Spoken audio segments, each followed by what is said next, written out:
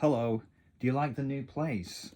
Don't mind the Dora the Explorer cushion in the background there. That was there when we moved in, we just kept it. Nice, isn't it? Anyway, so Nintendo have done another one of their big directs, and I was having breakfast one morning, I put it on, and I got to the bit where I'm watching Shigeru Miyamoto, and he's talking about the new Super Mario Bros. Movie. And I turned around to my girlfriend who's making coffee across the room, and I said, "Can you believe this?" She said, "What?" I said, he's watching Shigeru Miyamoto, the man himself, tell me that the main event for Mario's 40th birthday is going to be a movie. And she said, "What do you want?" I said, "A game." Flipping heck. And I watched like a little bit more, and they announced, was it something new for their Super Mario theme park? And then they announced that they're bringing out a collection of Mario Galaxy 1 and 2. And to Nintendo's credit, they're not locking it behind a subscription service. You don't have to join Nintendo online. They're just releasing it as a game. You can, if I remember rightly, you can even buy them separately if you want. So if you just want Galaxy 2 or if you just want the first one, you can buy them. And it's not a limited time thing. They're just releasing it. There'll be a digital version. There'll be a physical version. You just buy which one you want. There's no time limit, like the 3D All-Stars thing. It's just there. But I'm not going to applaud Nintendo for that, for releasing a game. That's what game publishers should do. So they don't get credit for just doing the basics. And I didn't get much further than that. I just realized I'm like, I'm not going to buy Galaxy 2. I'm not going to watch the Mario Galaxy movie. I played Galaxy 2. I played it on the Wii. It's done. And more than that, I think I'm actually done with Nintendo. I don't think I want to give them my money anymore. The straw that's broke the camel's back, and it's a pretty big straw, is Nintendo's recent patent shenanigans. And if you don't know what they've done, Nintendo have filed a patent for a game mechanic. That means they own that idea now. The long and short of it is, they own the idea of, in a video game, summoning a character which then helps you automatically without the player's input. That's more or less it. So if you have that mechanic in your game, Nintendo can, if they choose to, sue you for using their idea. And I'm not saying if you make a game and put Mario in it, Nintendo can sue you, because obviously Mario's their character. Fair enough, I'm talking about just an idea of a game. If I'd make, let's see, I'm going to make a game about a talking pumpkin who writes letters to people. It's an idea I thought. I'm like, but what if I create a character like a magic pen? Then if you summon this pen, the pen automatically suggests words for you for your letters. Would that be infringing on Nintendo's patent? I'm not exactly sure, but if it is, Nintendo could, if they choose to, sue me out of existence. It doesn't matter whether Nintendo would or wouldn't sue me. It doesn't matter if the lawsuit would hold up in court, which it probably wouldn't, because there are so many games that use this mechanic, so many games that existed prior to Nintendo ever having used this mechanic, that it just wouldn't hold up. But that doesn't matter, because I don't have the funds to fight a legal battle against a company like Nintendo, and I simply can't risk it. So not only can I not put that idea into my game, I can't even put a similar kind of idea into my game for fear of being sued by Nintendo. Isn't that incredible? Can you imagine that? So what this means now is, if you're making a game, you're going to have to do a little research and be like, what game mechanics are patented by other companies? Because what choice do you have? Silksong was released very recently. I haven't bought it yet, and I'm definitely not going to buy it on a Nintendo console. I'll get it on PC, or I'll get it on PlayStation when I, get my PlayStation back from England or whatever. But Nintendo's not getting a penny out of me. 7 years it took them to make that game. 3 people worked for 7 years to create this game. Imagine a company saying like, actually, you've used an idea that's in one of our patents, and then the game just getting sued out of existence. Extraordinary. And in case you don't know, this mechanic, the idea of summoning a character which helps you out, is ubiquitous. It's not in every game, it's in thousands of games. It's in absolutely thousands of them. Perhaps you've heard of a game called World of Warcraft. Yeah, it's all over it. You know, perhaps you've heard of a game series called Final Fantasy. I think as far back as Final Fantasy IV, there was the idea of summoning things that would help you out and behave by themselves. It's ridiculous. And so what Nintendo have done by patenting game mechanics, it's just horrible, and it's something which goes against my core ideals as someone who enjoys creativity, as someone who loves games and looks forward to the kind of things that you might see in a Nintendo Direct. You know, when a new game gets announced and it's new and exciting and it's like something you've not seen before. Nintendo are killing that creativity. The idea, games are built on iteration, right? People refine other people's ideas. They take inspiration and they put things together. And more to the point, Nintendo do that. Play Breath of the Wild. In Breath of the Wild, you climb towers to unlock areas of a map. Have you ever seen that before in a video game? In Breath of the Wild, you collect ingredients in the environment which you can then combine together into a cooking system, and then you eat the meals to gain temporary buffs to your character.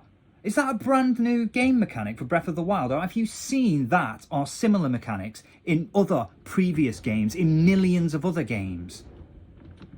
You know, in Breath of the Wild, you can find a horse in the wild, tame it, and then it becomes your companion. Have you ever seen something like that in a game? Yeah. In Breath of the Wild, you can get sets of equipment that provide bonuses if you're wearing the full set and can be upgraded to... Have you ever seen that before in a video game? In Breath of the Wild, you can find items which have a durability and they break after a certain, amount of usage. Have you ever seen that in a video game? This is just one of Nintendo's games, borrowing so many ideas from so many other games. You can't patent a game mechanic. It's ludicrous. It's like patenting a progression of chords. It's like patenting a story mechanic. It's like patenting the idea that two characters can meet, initially not like each other very much, but then develop a relationship and fall in love. It's like patenting that idea so that other story makers can't use it. That's how outrageous what Nintendo has done. So I'm done, and I was sat there watching their latest Direct, and I just realised I was dead inside. This company have poisoned themselves, and that's it. I can't believe where I'm at, but this is where I am. Nintendo will never get another penny from me ever again. Ever again. I can't imagine. Well, even if they reverse course, they've already shown themselves to be the kind of company that patents game mechanics. For shame, you scum. And you think they'd be a bit more aware. Hobbies are dying. And gaming is a hobby, right? I hate to tell it to Nintendo, but they need to be fostering an audience, not turning people away, right? Because people like me, generally speaking, are happy to keep buying Nintendo's games and feeding off their nostalgia bait. But we're getting older and we're going to die, right? And you need to replace us with new, younger gamers. But that's not happening because younger people don't have hobbies. They simply don't. They don't have the money for it. Hobbies are insanely expensive these days. Like, gaming is getting more and more expensive, thanks in large part to Nintendo. And just hobbies in general. Like, I went to a comic book shop while I was away in Sydney, and it's like $60 for an old issue of X-Men or something. I'm like, these are supposed to be for kids. Like, what's happening to the world? If you walked into like a Lego shop, Lego isn't a toy for kids anymore. It's a collector's item for rich adults. It's ridiculous. Like Warhammer, show me a kid who's got the pocket money to start playing Warhammer. Ridiculous. So, but not only do they not have the money, they don't care. They don't need it. Do you know why? Because everyone's got a phone in their pocket. Hobbies are there to give you something to do when you're bored. Do you remember being bored? So like if you've got like a little bit of time where you've got nothing to do, you find something that makes you happy, you find an interest. But nobody needs that anymore, because the instant you're bored, even if you have to spend 10 seconds waiting for a traffic light to change so you can cross the road, you can just pull your phone out of your pocket and voila, entertainment, including, might I add, Nintendo, video games.